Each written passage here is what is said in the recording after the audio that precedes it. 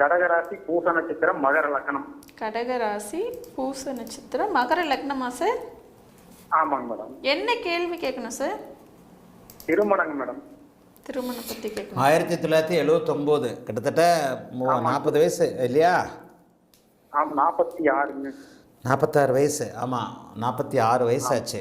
பூச நட்சத்திரம், ராசிக்கு 7ஆம் இடத்துல செவ்வாய், லக்னத்துக்கு. இந்த பாருங்க, 46 வயசு வரைக்கும் கல்யாணம் ஒருத்தருக்கு ஆகலைன்னா அவருக்கு என்ன மாதிரியான ஜாதக அமைப்பு இருக்கும்னு ஒவ்வொரு லைவ்லையும் சொல்கிறேன்னா அது அப்படியே உங்களுக்கு இருக்கா? என் ஆன்லைன் வகுப்புகளில் இதை விளக்கி இருக்கிறேன். 46 வயசு வரைக்கும் கல்யாணம் ஆகலைன்றது டூ மச். 2, 7, 8 ராசிக்கு 7ஆம் இடங்களில் செவ்வாய், சனி, ராகு ஒட்டுமொத்த தாக்குதலோடு இருக்கும்போது ஒருவருக்கு மிக நீண்ட தாமதம். நான் நீங்கள் 37, 38ன்னு சொல்லுவேன், உங்களுக்கு 46 வயசு ஆச்சு. 8ல் சனி ராகு இருக்கா? அவரே ராசிக்கு 2ல் சனி ராகுவா இருக்கிறாரா? ராசிக்கு 7ல் செவ்வாய் இருக்கா? அப்போ நான் சொல்கிற 2, 7, 8 சனி ராகு தாக்கு இது வந்துருச்சா? கண்டிப்பாங்க. ஆனால் உங்களுக்கு கல்யாணம் கண்டிப்பாகும். ஏன்னா 7ஆம் அதிபதி வலுத்து சுக்கிரன் நல்லா இருக்கிறார். சரி, இதுக்கப்புறம் நம்ம தசா அமைப்புகளில் தான் வரணும். 17, 18 வயசு வரைக்கும் கடுமையான வறுமை. நீங்கள் நல்லா இல்லைங்க, பௌர்ணமியில் பிறந்தாலும் நீங்கள் தைப்பூசத்தில் பிறந்திருக்கிறீங்க. ஆமாங்க, கண்டிப்பாக வறுமை தானுங்க. 18 வயசு வரைக்கும் நீங்கள் ஒழுங்காக சட்டை போடலைங்க.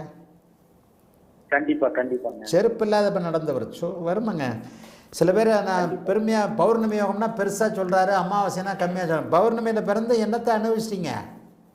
ஒன்றும் கிடையாது, ஒன்றும் இல்லைங்க. இதுதான் அமைப்பு. லக்னாதிபதி பலவீனமாகக்கூடாது. லக்னாதிபதி 8ல் போய் சனி ராகுவோட சேரக்கூடாது. சனி ராகுவோட போய் சேரக்கூடாது. லக்னாதிபதிக்கும் ராகுக்கும் 7 டிகிரி. அப்போ 18 வயது வரைக்கும் வாழ்க்கையில் சுத்தமாக அப்பாவும் நல்லா இல்லை, நீங்களும் நல்லா இல்லை, படிப்பு அந்த அமைப்பெல்லாம் அது உங்களுடைய குறை இல்லை, குடும்பத்தில் நல்லா இல்லை. நான் அதை லைட்டாக சொல்கிறேன், அதுக்கு மேலே சொல்ல மாட்டேன். புதன் திசையில் நீங்களாக எந்திரிச்சிங்க, அவ்வளோதான். கரெக்டாக 1999 உங்களுக்கு என்ன வயசு? 20 வயசு. அப்போன்னா காலேஜ் அவுட்டு.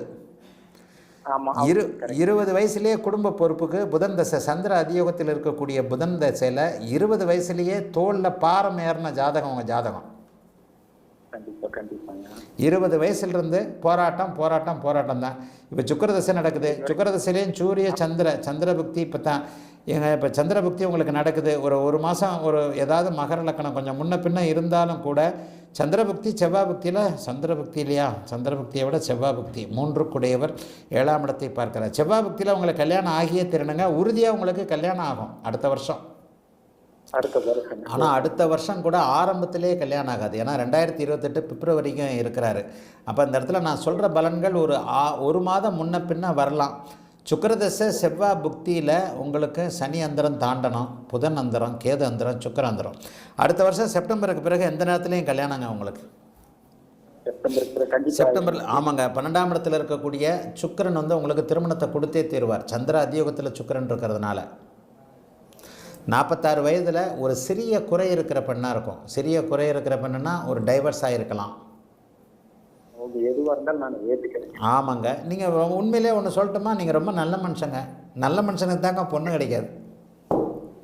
கண்டிப்பாங்க. ஆனால் நீங்கள் சொன்ன மாதிரி பயங்கரமான பாரத்தை சுமந்துட்டு இருக்கிறேங்க, அதுதான் உண்மைங்க.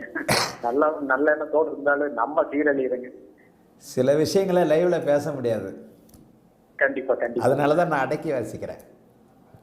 சில வார்த்தைகளை ரொம்ப பொறுப்பாக பேசணும். நான் பேசுகிற விளையாட்டாக ஒரு வார்த்தை பேசி அதை உங்கள் மனசை ஹர்ட் பண்ணிடக்கூடாது. நான் ரொம்ப கடவுள் எனக்கு கொடுத்த ஒரு வரம், வார்த்தைகளை அளந்து பேசுறது. நான் பேசுகிற வார்த்தைகளை நீங்கள் தான் சில நேரம் நுணுக்கமாக புரிஞ்சுக்க முடியும். மற்றவங்களுக்கு கூட ஏன் இப்படி பேசுகிறாருன்னு தோணாது. ஆனால் அடிபட்ட உங்களுக்கு தெரியும் இல்லையா? அதனால தான் அந்த செக்டாராக அதை பிரித்து சொன்னேன்.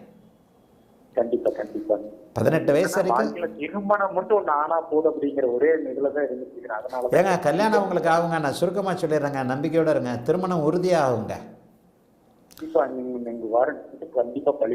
திருமணம் உறுதியாகும். ஏன்னா 7ஆம் இடம் அதீத சுபத்துவமாக இல்லை, அது அந்த அமைப்பில் இல்லை. ஏன்னா செவ்வாயுடைய பார்வை, புதனுடைய பார்வை இருக்குது.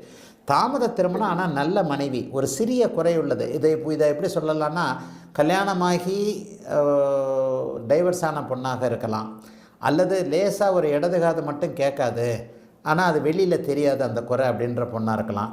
அல்லது காதலித்து கைவிடப்பட்ட பெண்ணாக இருக்கலாம். ஒரு சின்ன குறை இருக்கும், அக்செப்டபுளாக இருக்கும். பட் உங்களுக்கு திருமண வாழ்க்கை நல்லா இருக்கும். நீங்கள் நிச்சயமாக சொல்லுவேன், திருமண வாழ்க்கை உங்களுக்கு உண்மையிலே மிகப்பெரிய அளவில் நன்றாக இருக்கும்.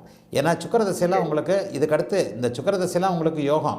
சூரியனும் சந்திரனுமே உங்களுக்கு யோகம் செய்வாங்க. மகர லக்னத்திற்கு வரக்கூடாத சூரிய சந்திரர்களாக இருந்தாலும் சுபத்துவத்தில் இருக்கக்கூடிய சூரிய சந்திரர்கள் தான் உங்களுக்கு யோக தசை. வாழ்க்கையே பின்னாடி தான், 48 வயசுக்கு 47 வயசுக்கு பிறகுதான்.